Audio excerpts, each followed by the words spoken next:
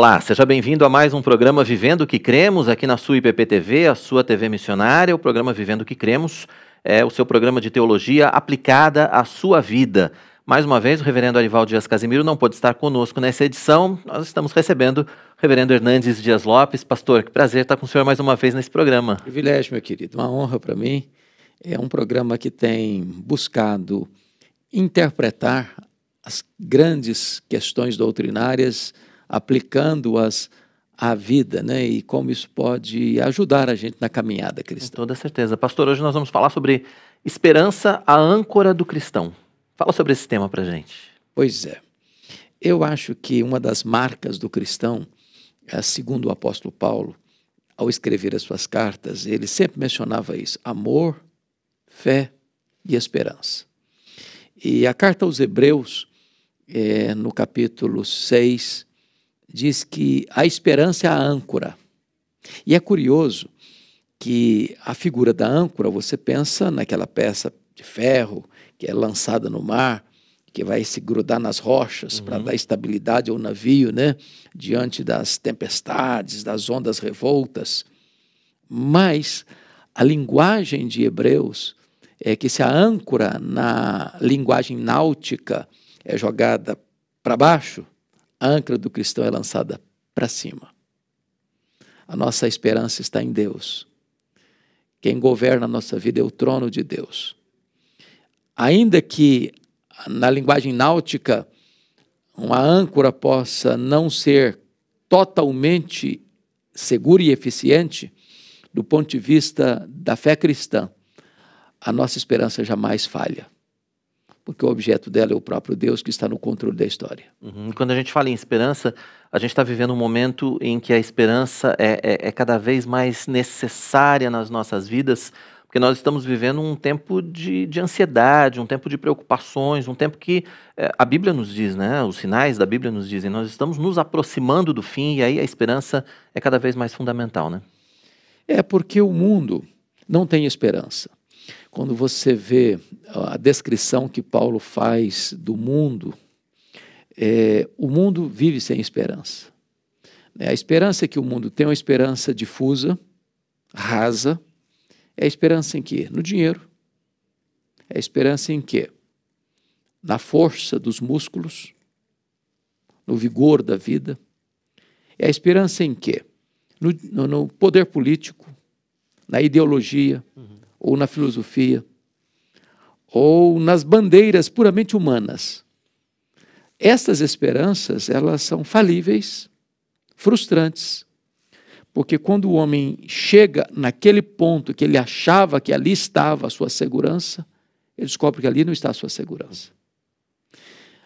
Por exemplo, você mencionou esse momento difícil que o mundo está atravessando, né? Desde março de 2020, o mundo assolado por uma pandemia. Sim. Essa pandemia veio, de certa forma, mexer com as estruturas da sociedade e mostrar que os ícones ou os pilares da esperança humana foram abaladas. Quais são esses pilares? Poder econômico, poder político, poder científico. Todos eles revelaram a instabilidade. E o homem fica, muitas vezes, e você percebe que morreram pessoas riquíssimas e pessoas paupérrimas, do mesmo jeito. Sim. Então o dinheiro não resolve, a ciência nem sempre tem a solução imediata e pronta. E o poder político, os homens mais poderosos do mundo com a caneta na mão, não resolveram de pronto e de imediato. Isso significa que os recursos da terra são insuficientes. O homem precisa de uma esperança maior do que a da terra. Essa esperança, obviamente, a gente sabe que está em Deus, né? Está em Cristo Jesus. As pessoas, a pandemia, por outro lado, fez com que as pessoas, ou mais pessoas, tenham descoberto essa esperança também, né, pastor? Teve esse lado também que é importante. Teve. E sabe, querido, uma coisa que eu tenho visto e testemunhado, muitas igrejas fecharam por decreto, né, por leis estabelecidas. Outras fecharam, mesmo não tendo essas leis de ordenança para fechar. Outras igrejas, em podendo abrir, abriram com os cuidados devidos, que eu acho absolutamente correto, né? A nossa igreja aqui em Pinheiros é extremamente zelosa em obedecer todos os protocolos estabelecidos. Mas o que nós temos percebido é uma corrida de muita gente que outrora não tinham se despertado para buscar a Deus. Para buscar a Deus. Eu preguei a semana passada numa igreja aqui em São Paulo, que nesse período de pandemia ela saiu de 890 membros para 1.918 membros. Ela recebeu mais de 1.000 novos membros na pandemia. Isso retrata uma coisa: as pessoas se despertaram, ou estão sendo despertadas para buscar a Deus. Porque quando o homem se vulnerabiliza, ele reconhece que ele precisa de algo e de alguém maior do que ele mesmo para buscar essa esperança. Agora, pastor, quando a gente vê essa situação que nós estamos vivendo agora da pandemia, a gente vê outras situações de guerras, quando a gente vê outras situações que a Bíblia nos conta, né, que a Bíblia nos mostra, que o Senhor nos mostra na sua palavra, de que nós veríamos nesses últimos dias, ainda mais a gente tem que reforçar a nossa esperança em Cristo Jesus e saber que, apesar de todas essas coisas, a nossa esperança não está aqui. Apesar de todas essas coisas, o nosso mundo não é esse, né, pastor? Veja bem, querido, a Bíblia fala desse tempo do fim, quando os discípulos lá no Monte das Oliveiras, eles perguntam para Jesus quais seriam os sinais que antecederiam a sua vinda e o fim dos séculos, o fim do mundo. E Jesus faz uma lista de sinais. Né? Veja que ninguém vos engane. Haverá guerras, rumores de guerras, terremotos, pestilências, esfriamento do amor, apostasia, ou seja, vinda de falsos mestres, falsos profetas, falsas doutrinas, levantamento do homem da iniquidade. E se formos pegar outros sinais, a multiplicação do saber, né? Então, quando você põe todos esses sinais num quadro, montando esse mosaico do fim, nós já estamos vendo isso. O cenário está aí. Isso prova para nós uma coisa: Jesus voltará, os sinais da sua segunda vinda estão cada vez mais visíveis e crescendo num volume imenso, para você ter uma ideia. Aconteceram mais terremotos do século XX para cá do que no restante da história. Essa questão, por exemplo, que Jesus disse que haveria epidemias, tivemos muitas epidemias na história. Né? Você teve, por exemplo, a peste negra na Europa, né, que devastou 1/3 da Europa. Você teve a febre espanhola no começo do século XX, que foi muito mais letal do que o coronavírus. Mas você vem agora, no pleno 2020, com a pandemia, que tem uma capilaridade maior. Nós não tivemos nenhuma pandemia, nenhuma epidemia com essa capilaridade, atingindo todas as nações. Então, tudo isso é alerta. Deus está dizendo, olha... São sinais, não? Sinais. Deus tá botando placa na estrada. Deus está botando outdoor no caminho. E aí você precisa de uma esperança verdadeira. Nesse momento que a gente lê essa placa, né, que a gente passa pelo outdoor, a gente tem que se lembrar da principal mensagem, que é a mensagem da esperança, que é a mensagem da ressurreição, né, pastor? Então, o grande aspecto, sabe, querido, quando você olha para o mundo, você vê o seguinte: o homem tem uma cosmovisão. O que é que ele entende da história? Então, se você pega a filosofia grega, os gregos olhavam para a história como cíclica. O que foi, o que é, o que já foi, Vai ser. o que é, o que será amanhã. Então a história está dando voltas, não tem telos, não tem fim, não tem propósito, não tem consumação. Essa visão não é bíblica, Você tem a visão existencialista. A história caminha para o caos. Não tem sentido. É uma bolha no nada. É o desespero. É a ideia do caminhão sem freio ladeira abaixo.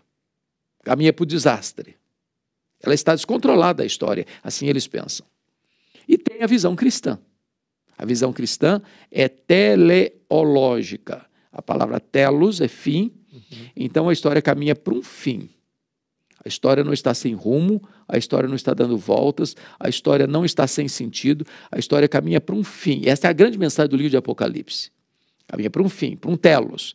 Agora, o fim da consumação da história é a vitória retumbante do bem sobre o mal, da verdade sobre a mentira, da luz sobre as trevas, do Senhor Jesus Cristo sobre todos os seus inimigos. Ele vai colocar todos os seus inimigos debaixo dos seus pés e vai reinar vitoriosa e gloriosamente com a sua igreja. Então, a filosofia cristã é de uma esperança sólida, porque a nossa âncora não está nas rochas, a nossa esperança está no trono de Deus. Esse fim, que alguns apontam como caótico, para nós cristãos, está muito longe disso, na verdade. Apesar dos eventos parecerem que levam ao caos, não. Na verdade, os eventos levam à glorificação, levam à volta de Cristo. E é curioso isso, porque quando você olha o mundo hoje, você começa a pensar assim, parece que o mal está ganhando de goleada do bem. Aparentemente. Aparentemente, não está? Parece. Você olha para os poderes constituídos, você olha para a mídia, você olha para a imprensa, você olha para o teatro, você olha para o cinema, você olha para a literatura, você olha para aqueles que estão com o poder nas mãos, dá-nos a impressão que o mal está se agigantando e o bem sendo acuado, ficando quase que desidratado. Porém, isso é apenas aparente. É apenas aparente.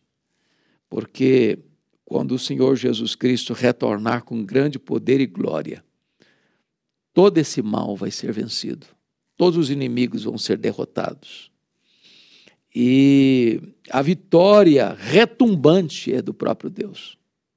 Então, o cristão, ele não sofre desse mal do desespero. Ele é alimentado pela esperança, mas não é esperança vaga, é segura, é uma âncora firme. E duas coisas que Deus diz que Ele jurou e são imutáveis, é a promessa dele e o juramento dele. Então, não há a chance de fracassar a esperança cristã, não há chance de fracassar. A nossa vida está nas mãos daquele que está no trono, tem as rédeas da história nas mãos, está conduzindo a história para uma consumação. Às vezes, querido, o mal parece prevalecer porque Deus dá corda. Deus acorda o ímpio. O ímpio pensa que ele está no trono, ele está achando que ele é o tal. Até o dia que Deus puxa a corda.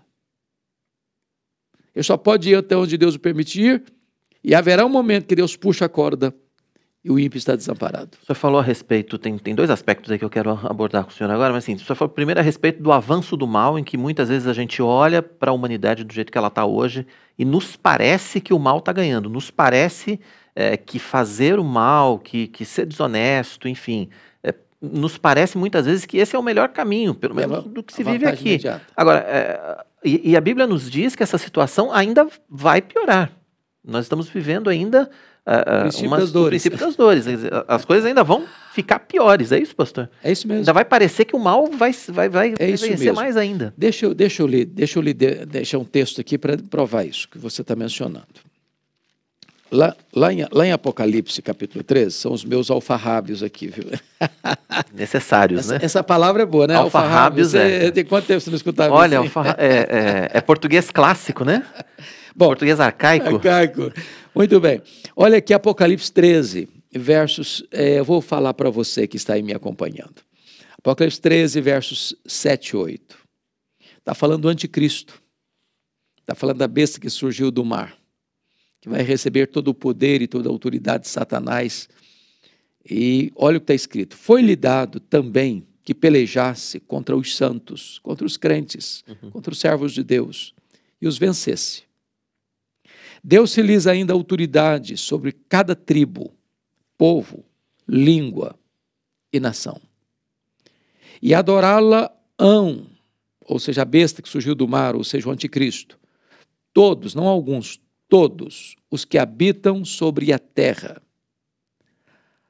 aqueles cujos nomes não foram escritos no livro da vida do Cordeiro, que foi morto desde a fundação do mundo. Então, interpretando isso, o mal vai crescer, e vai crescer, e vai crescer, e vai crescer, de tal maneira que quando vier o homem da iniquidade, ele vai pelejar contra a igreja e vai matar cristãos. Ele acha que está ganhando dos cristãos ao matar os cristãos. Irmãos nossos estão morrendo hoje, sim, em muitos países, torturados, perseguidos, fuzilados, às vezes sob o silêncio e a omissão do mundo. Mas o mesmo texto de Apocalipse diz o seguinte, olha que coisa interessante, os cristãos venceram por causa do sangue do Cordeiro e por causa da palavra do testemunho que deram. E mesmo em face da morte não amaram a própria vida. O que significa isso? Quando matam um crente, o ímpio, o maligno, o anticristo, vence o crente, matou. E o crente, ao morrer, vence aquele que o matou.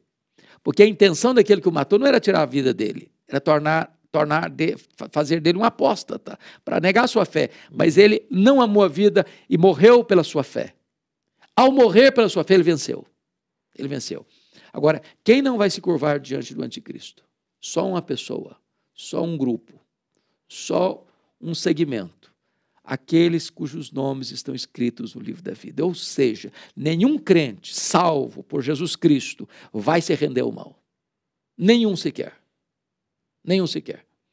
Então, o mal vai crescer, e vai crescendo, e vai crescendo, e vai crescendo. Mas todo aquele que foi salvo pela graça, cujo nome está escrito no livro da vida, esse não vai se dobrar, esse não vai se render. Agora, pastor, tem um outro aspecto importante que acho que a gente precisa citar, é que assim, tudo isso está debaixo da vontade soberana de Deus. Mesmo esse mal, mesmo a morte dos seus santos, não tudo está isso fora do controle de Deus. Tudo isso está dentro da vontade de Deus, do plano dele, porque vai se cumprir. Vamos só pegar uma coisa aqui.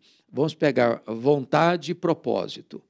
Não é que é vontade de Deus que o mal floresça e prospere, não. Não se trata disso. O ponto é, mesmo que o mal floresça, ele está dentro da vontade permissiva de Deus, debaixo da soberania de Deus, do total controle de Deus. E isso não pegou Deus de surpresa. Então, vamos pegar a linguagem de Romanos 1. Romanos 1. Paulo diz que a ira de Deus se revela do céu contra toda impiedade e perversão dos homens que detêm a verdade pela injustiça. Ou seja, Deus se revelou ao homem, o homem rejeitou a Deus. Deus se revelou ao homem, o homem rejeitou a Deus.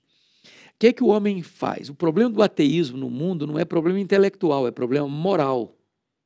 Ele pega essa verdade e tenta sufocar essa verdade, matá-la por afogamento. Ele rejeita Deus. O que é que ele faz? Ele começa a lucubrar. Eu não quero Deus, porque ele receber Deus, ele crer em Deus, ele confiar em Deus, implica mudança na vida dele. Sim. Então ele começa a filosofar. E vai achando que ele é sábio. Vai se tornando louco. Seus raciocínios. Aí ele transforma esse Deus invisível numa imagem de um homem visível. Ou transforma o Deus numa imagem de uma ave, de um quadrúpede, de um réptil. E ele entra por essa idolatria tosca e a consequência vai ser uma imoralidade desbragada. A sociedade vai se corrompendo, homem com homem, mulher com mulher, e a vida humana vai se desfigurando, a relação humana vai adoecendo. E sabe o que Deus está fazendo com o homem? Diz o texto, Deus entregou a pessoa. Deus entregou a pessoa. Deus está pisando, o homem está pisando no acelerador para o mal e Deus está pisando no freio. O homem pisando no acelerador, Deus pisando no freio. Até o dia que Deus disser que é isso mesmo, Deus tira o pé do freio e o homem assodadamente vai rumo ao mal. Deus não perdeu o controle. Deus está entregando o homem a si mesmo. Agora, para a gente entender, pastor, que tudo isso está debaixo do propósito de Deus, a nossa esperança, como o senhor disse no princípio, né, tem que estar muito ancorada em Cristo Jesus. Exato. Porque é muito difícil a gente entender que o mal pode estar, sim, no propósito de Deus para o cumprimento do seu plano e para a vinda de Cristo. Exatamente. O ponto básico, sabe, e isso é tão bonito, sabe, querido?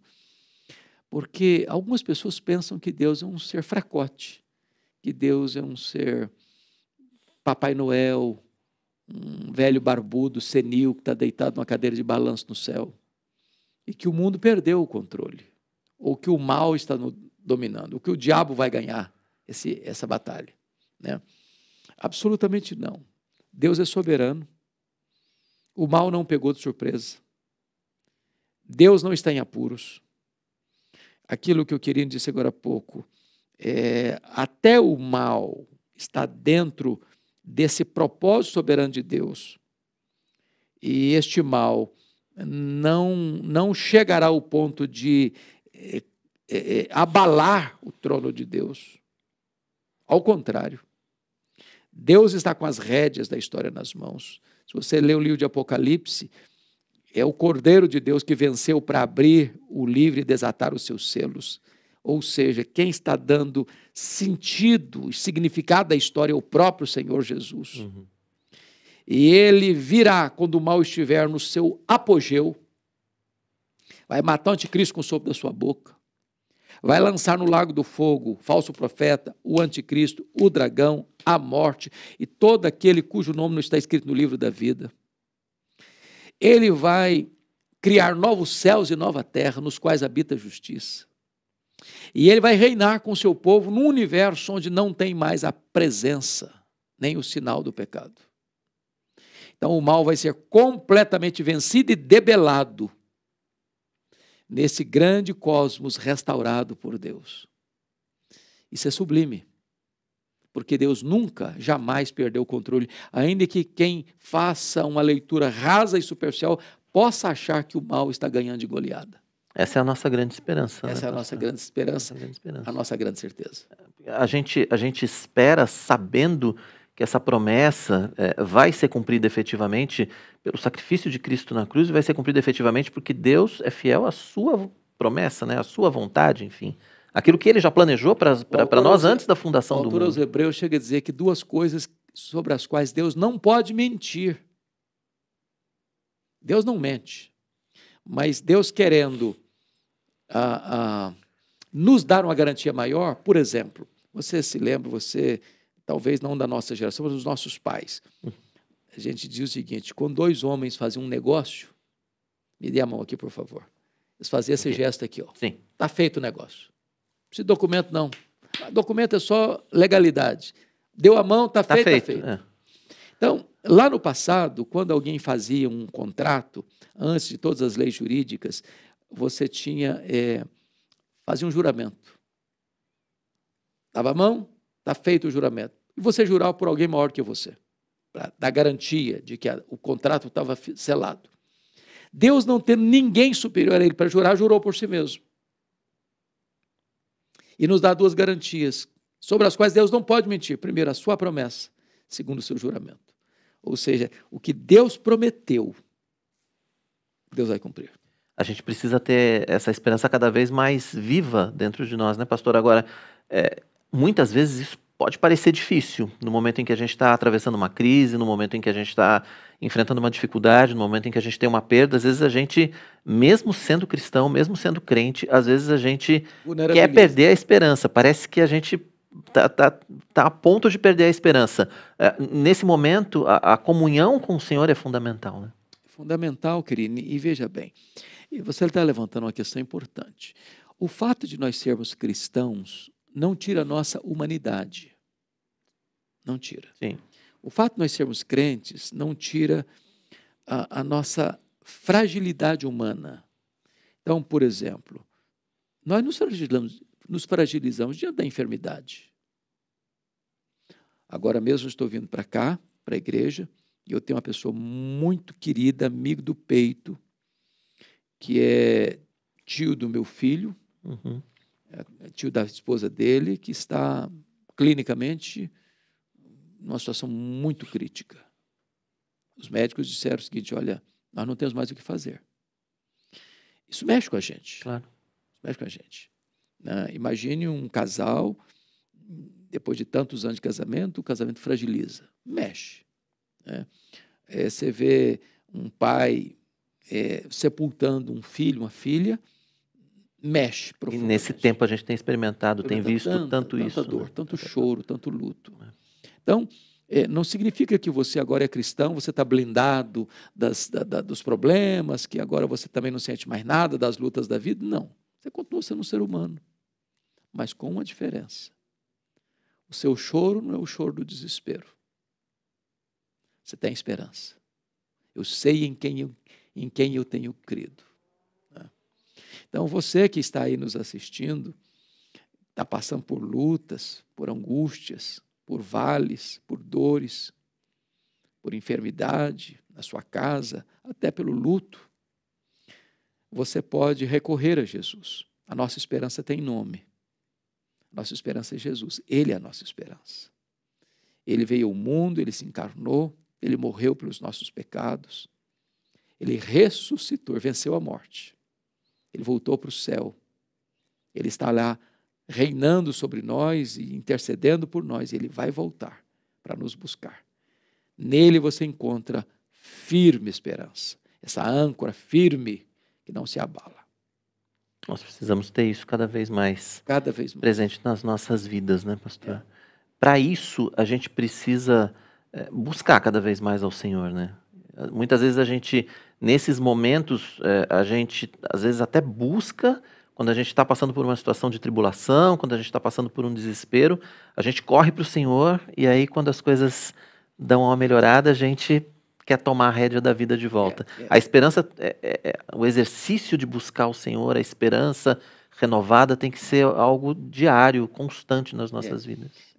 É curioso que Paulo escreve assim na sua carta aos Romanos: rogo-vos, pois, irmãos, pelas misericórdias de Deus, que apresenteis o vosso corpo por sacrifício vivo, santo e agradável a Deus, que é o vosso culto racional. A palavra ali, querido, apresenteis, é a mesma palavra do sacerdote que oferecia um animal em holocausto ao Senhor. Uma vez colocado aquele animal no altar, ele não podia ser tomado de volta. É assim que nós devemos nos apresentar a Deus, né? Na hora do aperto, você apresenta e depois fica tudo bem, pega de volta? Não. É você entregar e entregar mesmo. Entrega o teu caminho ao Senhor. Confia nele. E o mais ele fará. A certeza de que... E aí não é nem a esperança, né? É na certeza de que ele está cuidando das nossas vidas e de que ele tem tudo sob o seu controle. Tudo sob o controle dele. Pastor, obrigado pela sua participação com a gente aqui no Vivendo o que Cremos. É uma honra. Eu espero que este programa de fato abençoe sua vida. Este é um assunto que empolga a gente, empolga mesmo, viu? Ter essa esperança num mundo marcado de desespero, de tanta dor, de tanto choro, de tantas vozes, de tantos gemidos, de tantos lamentos.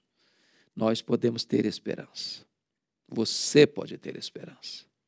Essa esperança está em Jesus. Muito obrigado por estar aqui com você. Obrigado, pastor. Foi um prazer, mais uma vez, nesse Vivendo o que Cremos aqui com o senhor. Amém. Obrigado a você que acompanha o nosso programa. Continue acompanhando a programação da sua IPP-TV, a sua TV missionária. A gente volta com mais programas para você. A gente volta com mais teologia aplicada à sua vida. Até a próxima.